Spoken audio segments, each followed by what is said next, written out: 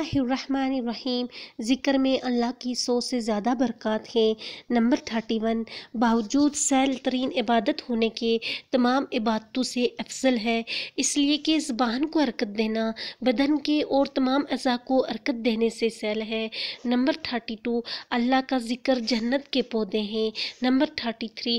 جس قدر بخشش اور انعام کا وعدہ اس پر ہے اتنا کسی اور عمل پر نہیں ہے، چنانچہ ایک حدیث میں وارد ہے کہ جو شخص لا الہ الا اللہ وحدہ لا شریک لہ لہ الملک و لہ الحمد وہو علی کل شیء قدیر 100 مرتبہ کسی دن پڑھے تو اس کے لیے 10 غلام آزاد کرنے کا ثواب ہوتا ہے، اور 100 نیکیاں اس کے لیے لکھی جاتی ہیں، اور 100 برائیاں اس سے معاف کر دی جاتی ہیں،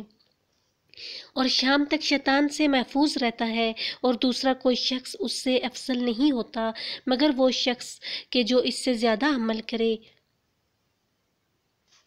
نمبر 34، دعا میں ذکر کی بدولت اپنے نفس کو بھولنے سے امن نصیب ہوتا ہے، جو سبب ہے دارین کی شکاوت کا، اس لیے کہ اللہ کی یاد کو بھلا دینا سبب ہوتا ہے خود اپنے نفس کے بھلا دینے کا اور اپنے تمام مصالح کے بھلا دینے کا۔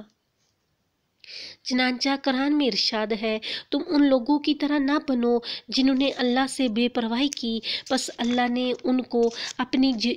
جانوں سے بے پرواہ کر دیا، یعنی ان کی عقل ایسی ماری گئی کہ اپنے حقیقی نفع کو نہ سمجھا، اور جب آدمی اپنے نفس کو بھلا دیتا ہے تو اس کی مصالح سے غافل ہو جاتا ہے، اور یہ سبب ہلاکت کا بن جاتا ہے، جیسا کہ کسی شخص کی کھیتی یا باغ ہو اور اس کو بول جائے اور اس کی خبرگیری نہ کرے تو لا محالہ وہ ضائع ہوگا، اور اس سے امن جب ہی مل سکتا ہے جب اللہ کے ذکر سے زبان کو ہر وقت تر و تازہ رکھے، اور ذکر اس کو ایسا محبوب ہو جائے جیسا کہ پیاس کی شدت کے وقت پانی اور بھوک کے وقت کھانا، اور سخت گرمی اور سخت سردی کے وقت مکان اور لباس، بلکہ اللہ کا ذکر اس سے زیادہ کا مستحق ہے، اس لیے کہ ان اشیاء کے نہ ہونے سے بدن کی ہلاکت ہے جو روح کی اور دل کی ہلاکت کے مقابلے میں کچھ بھی نہیں ہے۔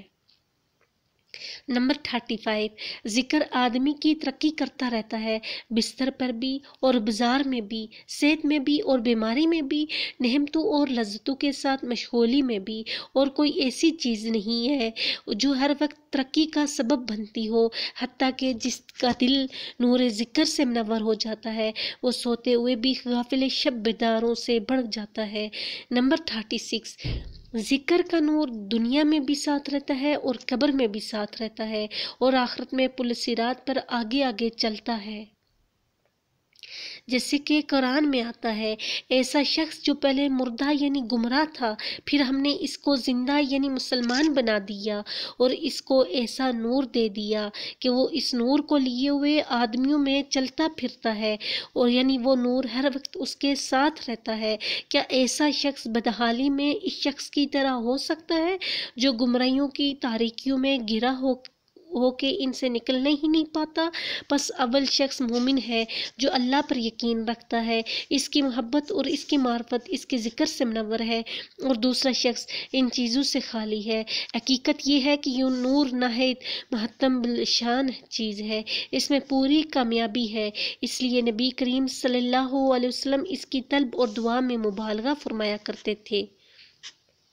اور اپنے ارجز میں نور کو طلب فرماتے تھے، چنانچہ حدیث سے متعدد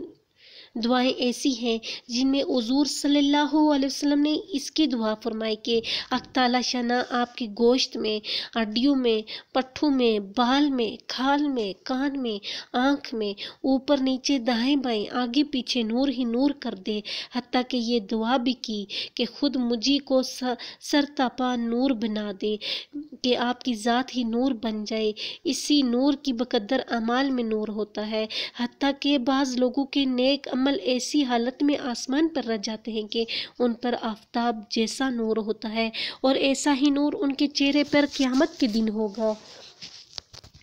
نمبر 37، جس شخص کے لیے ذکر کا دروازہ کھل گیا اس کے لیے اللہ جل شانہ تک پہنچنے کا دروازہ کھل گیا، جو اللہ جل شانہ تک پہنچ گیا وہ چاہتا ہے پاتا ہے، اللہ جل شانہ کے پاس کسی چیز کی بھی کمی نہیں ہے۔ جزاک اللہ۔